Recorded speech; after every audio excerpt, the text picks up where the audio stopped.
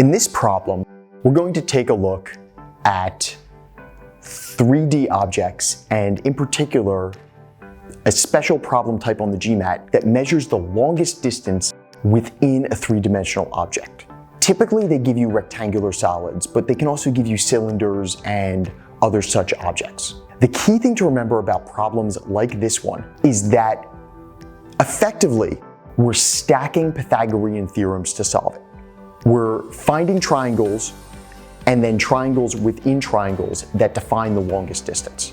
This type of problem is testing your spatial skills, and a graphic or visual aid is often helpful, though strictly not necessary.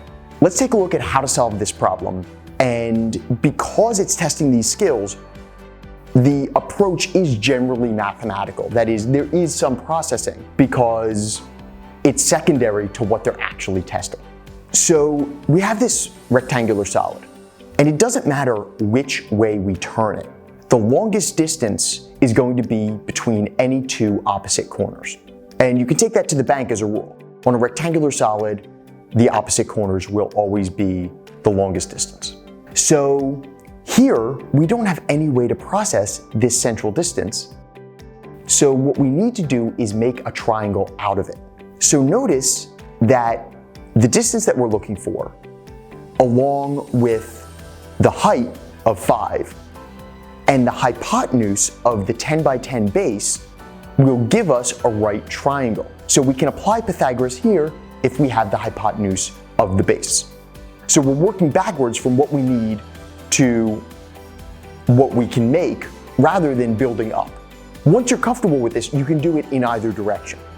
In this case, we've got a 10 by 10 base. It's a 45, 45, 90 because any square cut in half is a 45, 45, 90, which means we can immediately engage the identity of times root 2. So 10, 10, 10 root 2. 10 root 2 and 5 makes the two sides. We apply Pythagoras again. Here it's a little more complicated mathematically, and because you're going in and out of taking square roots and adding and multiplying, you want to be very careful not to make a processing error here. Careless errors abound, particularly when we're distracted from the math, and yet we need to do some processing. So this is a point where you just want to say, okay, I've got all the pieces, let me make sure I do this right. 10 root 2 squared is 200. 10 times 10 is 100, root 2 times root 2 is 2, 2 times 100, 200. 5 squared is 25. Add them together, 225, and then take the square root, and that's going to give us our answer. The square root of 225 is one of those numbers we should know. It's 15. Answer choice A. Okay guys, for other 3D and geometry problems and for other interesting stuff, check out the links below. We will see you next time.